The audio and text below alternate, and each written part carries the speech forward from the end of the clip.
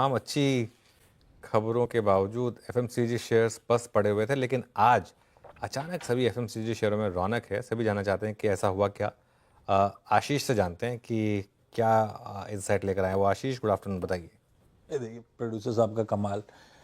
FMCG क्यों शुरू हुई है तेजी?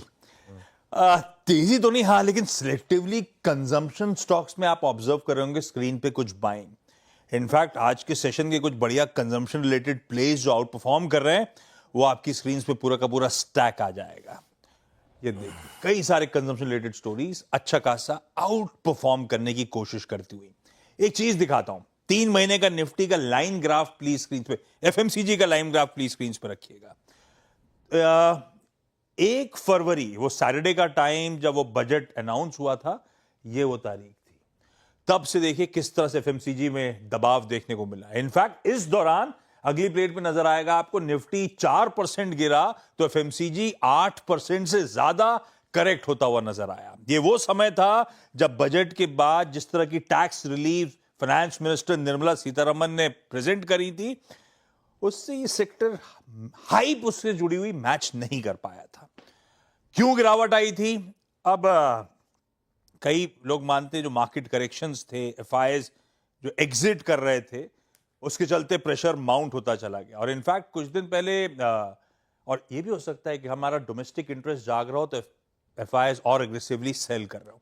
कुछ दिन पहले मिताली ने डेटा प्रेजेंट करा था जब Indian market valuations versus US market valuations की चर्चा हुई थी कि ऑफ लेट एफएमसीजी में तगड़ा दबाव एफआईएस की सेलिंग के चलते आता हुआ। अब ये जो टैक्स कट्स हैं उसके इंपैक्ट्स में समय लगता है, ध्यान रखिए। वॉल्यूम ग्रोथ स्पेस में नदारत है, वैल्यूएशन रिच थे, ये सब रीजंस होंगे दबाव के जो बजट के बाद आया। अब आज चल क्यों रहा है, आज बाजार को पसंद क्यों आ रहा है, ये तो एनीबडीज गैस। लेकिन हां, किस तरह के फंडामेंटल स्टैकअप हो रहे हैं वो आपके सामने प्रेजेंट करता हूं। टैक्स कट अपने आप में एक बड़ा पॉजिटिव था, जो समय लगेगा लेकिन इस पूरे स्पेस की कंजम्पशन डिमांड इंप्रूव होती हुई नजर आएगी। दूसरा, जीएसटी कट्स, सबकी नजरें हैं जीएसटी रेट रैशनलाइजेशन की एक्सरसाइज पर। अभी पिछले हफ्ते सैटरडे की बात है जब एफएम निर्मला सीतारमन ने एक इवेंट में कहा था कि हम लोग अपकमिंग रिडक्शन जीएसटी रेट्स में एक्सपेक्ट कर रहे हैं, जल्द होते हुए नजर आएंगे।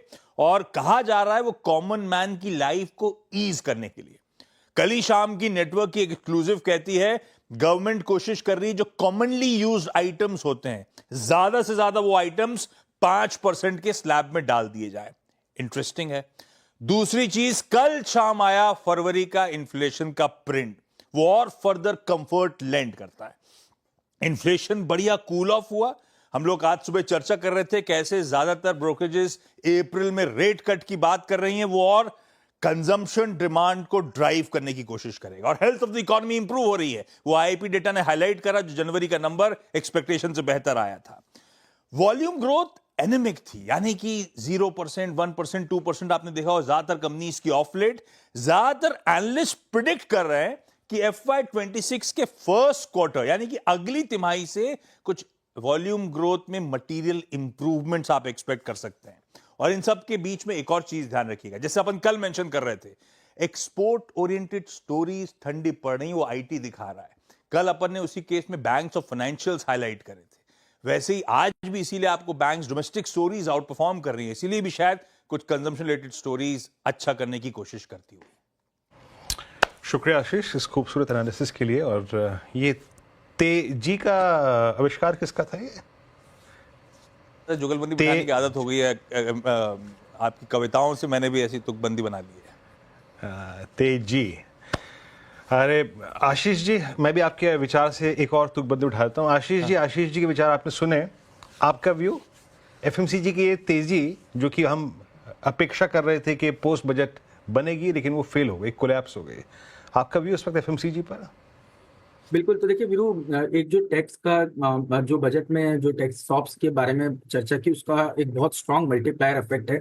ऑलमोस्ट 1,20,000 करोड़ के इस टैक्स शॉप पे हमें लगता है 3 से 4 टाइम्स मल्टीप्लायर इफेक्ट देखने को नजर आएगा। बट ऑब्वियसली इसके नंबर्स आने में थोड़ा समय लगेगा और शायद बाजार ने बहुत जल्दी एक एक्सपेक्टेशन में बांधी कि तुरंत ही शायद ये नंबर्स दिखने लगे, बट इस नंबर्स को आने में थोड़ा समय लगेगा। और बाजार की जो भी एक जनरल वीकनेस थी तो उसके कारण हमने देखा एफएमसीजी में भी एक करेक्शन आया, जबकि वो एक डिफेंसिव बैट के तौर पर देखा जाता है। दूसरा हमें लगता है कि रूरल इकोनॉमी में एक अच्छा पिकअप आएगा, जिसकी वजह से रूरल कंजम्पशन जो काफी लंबे समय से एक डिप ले रहा था वहां पर भी एक पिकअप होता हुआ आपको नजर आएगा, क्योंकि मानसून बेटर हो सकते हैं, रिजर्वोयर लेवल बेटर हो रहे हैं, तो उसका भी बेनिफिट कहीं ना कहीं कंजम्पशन स्पेस पे देखने को नजर आएगा। और तीसरी बात, जैसे हमने कहा कि आरबीआई ने जो 3 बड़े कदम लिए हैं रेपो रेट कट करके और जो लिक्विडिटी को इन्फ्यूज करने से, उसकी वजह से हमें लगता है कि क्रेडिट ग्रोथ का भी इन्वायरमेंट बढ़ेगा और कहीं ना कहीं कंजम्पशन के लिए भी एक पॉजिटिव इन्वायरमेंट क्रिएट करेगा। तो ऑल इन ऑल मेरा ये मानना है कि एफएमसीजी एक बहुत ही अच्छे लेवल पे है, जहां पर अपने लॉन्ग टर्म इन्वेस्टर के लिए ये एंट्री पॉइंट काफी अच्छी रहेगी।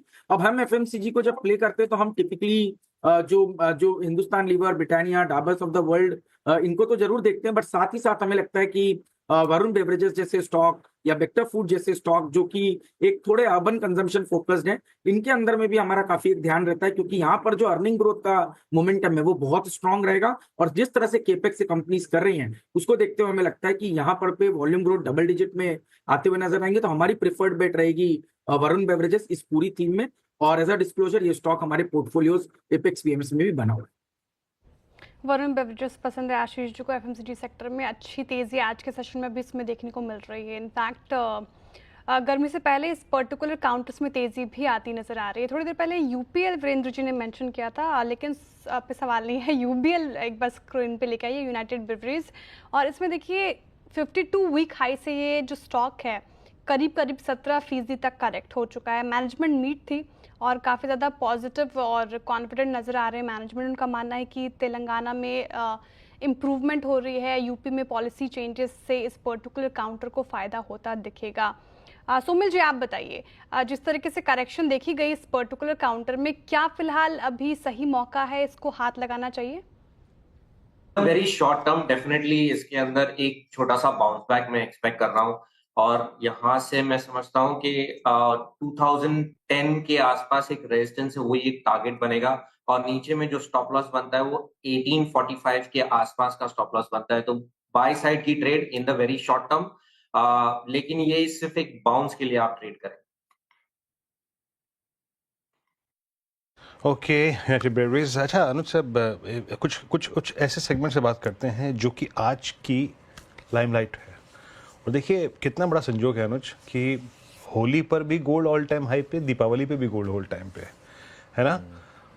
अनुज ये जो सडनली हुआ है, एक तो ये है कि गोल्ड एज एसेट क्लास कितना सुदृढ़ रहा, मजबूत रहा, और स्पेशली जिस प्रकार की इक्विटी की प्राइस परफॉर्मेंस रही है पिछले 4 महीने में, थोड़ा विचलित तो आप होते ही हैं। लेकिन गोल्ड के इस प्राइस को कैप्चर करने के लिए मुथूट, मन्नापुरम, वो एनबीएफसीज का चंक, प्लस इस पर व्यू, और एक और चीज़ टाइटन की अंडर परफॉर्मेंस अब जारी रहेगी क्या कुछ समय?